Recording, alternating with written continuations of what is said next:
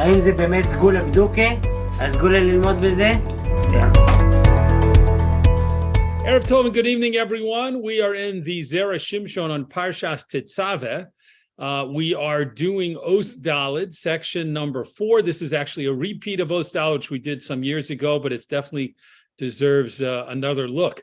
Section 4, before we take a look at it, we will look at a pasuk from our Parsha, and this pasuk is Perek Chaf Ches, pasuk Chaf. It's a pasuk taken from the section that deals with the Choshen Mishpat, which was the breastplate that the Kohen Gadol wore in the time of the Mishkan and in the time of the Beit HaMikdash. And the breastplate, we are told, had 12 precious stones set into it, and they were in 4 rows of 3. And so the Torah says about this is the 4th row. The Torah says, V'hator haravi'i, in the 4th row, Tarshish, Vishoham, V'yashve. The 3 precious stones in the 4th row were called Tarshish and Shoham and Yashve. There's not a total consensus on what each of these stones, any of the 12 stone means, but 12 stones, what they are in English today, but many people translate Shoham as onyx and Yashve as jasper, and so we'll go with that as we discuss those 2 stones. But the rest of the pasuk says, Mishu botzim zahav, they were set in gold, yihiyu bimilu osam, they will be in their fillings, the gold, the stones filled in, the moldings, the gold moldings. Okay, so we've got in the 4th row, we have Tarshish, whatever that is, and we have Shoham, which might have been onyx, and we have Yashve, which might have been jasper. So it's also important to know that on each one of the 12 stones, one of the names of the 12 tribes was written, and we'll see that that becomes very important in the Zera Shimshon's explanation about these stones and what we're going to learn about those 2 specific stones of Shoham and Yashve. Right into the text of the Zera Shimshon Os Daled. Bava Basra Perek Hey, in the Talmudic tractate of Bava Basra in the 5th chapter, it quotes a pasuk from Yeshaya, V'samti kadchod shimshosayich, and I will place your walls to be like kadchod, and that is a word that is a rare word and one that's hard to translate. So the Gemara discusses an argument about what that word means. What does it mean to say that in the future Hashem will make the walls of Yerushalayim kadchod? Chad Omar di Shoham, v'chad Omar di Yashve. One opinion was that the walls would be made of Shoham, of onyx, v'chad Omar di Yashve, and one opinion was that the walls would be made of jasper. Omar HaKadosh Baruch Hu leheve kedain uchedain. Hashem said, let the walls of Yerushalayim in the future be made of this and that, of both Shoham and Yashve. Let the walls of Yerushalayim in the future be constructed of both of those precious stones, Shoham and Yashve. Ad kan Lashono, until here is a quote from the Gemara in Bava Basra. Tzarech Iyon, this needs further analysis. Loma dafka yiyu hachomos me'elu hashtei ha'avonim. Why should the walls of Yerushalayim specifically be constructed from these 2 precious stones, Shoham v'Yashve? After all, we said a moment ago that right in the Torah tells us that the Choshen, the Kohen Gadol, the high priest's breastplate, had 12 precious stones. So at the very least, we can ask, besides for any other precious stone material in the world, or any other material in the world, we can ask, why were these 2 stones picked out to be the material used in the future walls of Yerushalayim? The Shoham and the Yashve. The Yesh Lomar, our next paragraph, and we can say, Shebe'elu ha'avonim haya kosuv bahem. These stones, it was written on them, ba'avnei hachoshen, in the stones of the breastplate, shemos, the names, Yosef of Yosef HaTzadik, continuing to the top of the next column, Uvinyamin and Vinyamin. So these two stones, the first thing that Zera Shimshon wants us to know about them is that in the Kohen's breastplate, the stone of Shoham had Yosef's name inscribed on it, and the tomb of Yashveh had Binyamin's name inscribed on it, and that's of course very significant. V'kosuv b'sefer Shiltei Hagiborim, and it's written in the sefer called by the name of Shiltei Hagiborim, Shehashoham Yoel, that the stone of Shoham, which again we've said is often translated as onyx, Yoel, it is effective to help a person lizachira, with memory, v'lo einayim, and with eyesight, with the health of the eyes and with the sight of the eyes, and with memory. A Shoham stone is helpful for that. V'hu tov lahashir, and it is also good to help a person become wealthy. V'hu melamed lashon ha'adam leholit uledaber bechachma, and it also teaches a person's tongue to speak, to articulate and to speak with wisdom. Lehovin hachidos hanelamos, and to understand the hidden mysteries. V'chimaat yovi es ha'adam lidei nevuah, and the Shoham stone has the ability to almost bring a person to the level of prophecy. So according to the Sefer Shiltei Hagiborim, who discusses the different stones and their different properties, the Shoham stone is able, or was able certainly, to help a person in all of these different areas. And the Zera Shimshon continues, V'nitna Evan zo Yosef, and this stone was given for Yosef's name. Yosef's name was inscribed on this particular stone, the Shoham stone, Mipnei shehayu lo einayim tovim, because first of all, he had good eyes. He had a special quality related to his eyes, which we refer to as ayin tov, a good eye. And the pasuk is quoted about Yosef, Bein poras Yosef, Bein poras ale ayin. It says about Yosef that he is a fruitful son who is supreme, who is above in the quality of ayin, of eye, of having a good eye, a generous eye, and a merciful eye. So we already see the connection between the Shoham stone and the issue of eyesight and having a good eye. V'hoyu lo zechira. He also had a strong memory, Kedichsiv, as the Torah says about him, Vayizkor Yosef, and Yosef remembered, V'chule, etc.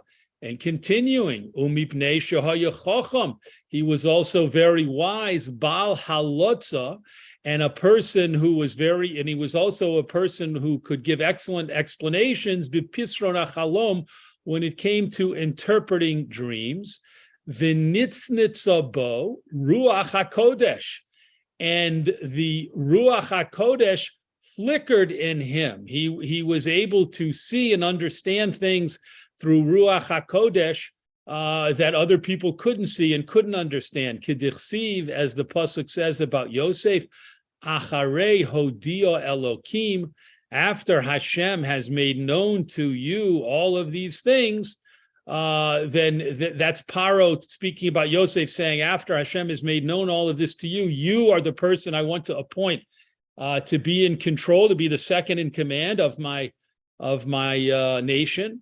V'hoya ish matzliach, and he was also called a successful man. Ad kan Lashono, until here is a quote from the Shiltei Giborim. So we see that the stone Shoham brings, according to this commentary of Shiltei Giborim, brings all kinds of different advancements and benefits and zechuyos to a person. And Yosef had a connection and is quoted in various psukim as having a connection to all of those qualities. So Shoham was a fitting stone to have Yosef's name inscribed upon it. V'lochein, and therefore, Kidei lirmo shela osid lovo, in order to hint to the fact that in future times, umolo ha'aretz dea es Hashem, quoting the pasuk from Yeshayahu, the earth will be filled with the knowledge of Hashem, vehatzlocha rabba, and also with great success, uzachira tova, and also with everyone having a good memory. Yiyu hachomos mishoham. It makes sense that the walls in the future, the walls of Yerushalayim, one of the materials that they will be constructed from will be shoham, which represents these qualities of knowledge of Hashem and wisdom and articulate speaking and great success and strong memories. All of these things are hinted to by constructing the future walls of Yerushalayim from the shoham stone, which again was the stone in the breastplate that had Yosef's name inscribed upon it. Continuing, so that covers the opinion that says that the pasuk, when it uses the word kadchod, it's talking about the shoham stone. Next paragraph, umanta omar yashve, and according to the other opinion, who says that the precious stone that will be used in the walls of Yerushalayim in the Messianic era will be yashve, will be jasper. Hainu masha kosav harav hanizkar le'el. This was written about by the rabbi who was quoted above, the author of the Shiltei Giborim. This is what he had to say. Shehayashve sukuloso lishmor ha'adam. Yashve is a stone whose special quality is that it protects a person, shelo yitnu lo hasamim hamimisim, that they will not give to him, they will not be able to kind of secretly give him poisonous, lethal poison. So if a person has a yashve stone, this can alert him or make him aware of the fact that someone's trying to poison him, and this can save his life. The Nitan leVinyamin, and this stone was given to have Binyamin's name inscribed upon it. Liz korlo zichus imo, to recall for him the merit of his mother Rachel, sheyolda oso chai, who gave birth to him alive, v'hi holcha leolama be'es lidita, and she, Rachel, died at the time of giving birth to Binyamin, v'lo hi zika, v'lo hi misa oso ima, and he was not damaged and he was not killed. He was not injured or killed, certainly, when she died at the time of her giving birth to him. So the same way that Binyamin, from his very entry into this world, survived a near-death experience, it's appropriate to inscribe his name on the Yashve stone, because one of the qualities of the Yashve stone is to help a person escape from dangerous and even lethal situations. Ve'od, and there's another connection between Binyamin and the Yashve stone. The Isa b'Yalkut, it states in the Yalkut Shimoni, al pasuk, on the pasuk uvein ksefav shachin, a pasuk that is stated in the bracha to the Shevet Binyamin, to the tribe of Binyamin, between its shoulders he will dwell. So the Medrash Yalkut Shimoni says, what does that mean? Shehabeis hamikdash nivne bechelko shel Binyamin. It means that the temple will be built in the portion of Eretz Yisrael that it belongs to Binyamin. Lefi shekol hashvatim hayu b'mechiraso shel Yosef. And what is the reason that the temple, that the Beis Hamikdash was built specifically in Binyamin's portion? Because all of the other tribes were involved in the sale of Yosef, chutz mi Binyamin, except for Binyamin. V'im yivnu heim ha-Beis Hamikdash, and if they were to build the Beis Hamikdash, let's imagine that the Beis Hamikdash would have been built in the chelek, in the portion of the land given to one of the other tribes. The yelchu lehispalel sham. So all of the people will go to daven there in the Beis Hamikdash built in this other tribe's territory. Sheyirachem HaKadosh Baruch Hu, that Hashem will have mercy. HaKadosh Baruch Hu Yirachem Hu Aleihem, Hashem will have mercy on them, on the people. Lo hayunanim, they would not be answered. To Moshehem lo rotzu l'rachem al Yosef achihem, just like the brothers, did not want to have mercy on Yosef, their brother. We're at the top of the next column. So the Zera Shimshon, so the Yalkut Shimoni teaches us that the Beis Hamikdash was in the portion of Binyamin, because if any other tribe had tried to build it, the Jewish people's prayers would not have been answered there, because in any other territory there would be the kind of overarching problem that the brother of that territory, whose tribe owns that territory, did not show pity and mercy to Yosef. V'zehu she'abno shel Binyamin hayo yashveh. And this is the connection to the stone of Binyamin being yashveh. The mashma yesh peh. The word yashveh can be broken up into two words, yesh peh. There is a mouth. Lefisha Binyamin dafka yesh lo peh lehispalel, because it is Binyamin specifically who has a mouth to daven laHakodesh Baruch Hu, to Hashem sheyirachem al Yisrael, that he should show compassion to the Jewish people, masha ein kein sha'ar hashvatim, which is not the case in this specific regard with the other tribes. So Binyamin's name is inscribed on the Yashveh stone for the two reasons that the Zera Shimshon explained. Number one, the Yashveh stone represents protection from lethal attacks and lethal danger, and Binyamin, as the Zera Shimshon told us, or as he quoted the Shiltei Giborim to explain to us, Binyamin survived a near-death experience right at his birth. And in addition to that, the stone means yesh ped, hints to the fact that only in the territory of Binyamin could everyone come and daven at the Beis Hamikdash and avoid the problem of the brothers not having shown compassion and mercy to Yosef all the way back in the time of the story of the sale of Yosef. Next paragraph. VeHaKodesh Baruch Hu Amar, and Hashem said, Leheve kedain uchedain, let the future walls of Yerushalayim in the time of Mashiach be constructed from both Shoham and Yashveh, Shahare Shnehem b'nei Rachel, because those two stones are both represent both of the two sons of Rachel. VeRachel hi hamima'enes lehis nachem. And Rachel is the one who refused to be consoled over Bnei Yisrael when they went into exile. She is the one who continued to daven and pray and refused to be consoled over the exile of the Jewish people. V'hakosov Omer, and the pasuk that talks about the kadkod, about the material of the future walls of Yerushalayim that the Zera Shimshon started with, and that pasuk in Yeshaya, right before the words that we read, it says, Aniyah so'ara lo nuchama, storm-driven one who is not consoled. So that was a reference to Rachel, V'samti kadchod, and I will make your walls out of kadchod, keneged shnei bonayach, corresponding to your two sons. So now the Zera Shimshon is telling us, when we look at that pasuk in Yeshaya about the future walls of Yerushalayim, we need to look at the whole pasuk, and we'll see that it's referring to Hashem telling Rachel Imenu, you were refusing to be consoled over the exile of the Jewish people.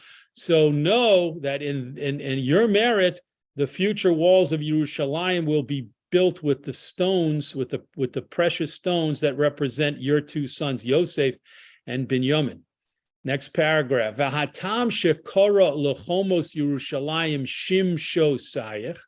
And the reason in that pasuk it refers to the walls of Yerushalayim with the term shimsho sayich, which is a very unusual word to use to talk about walls.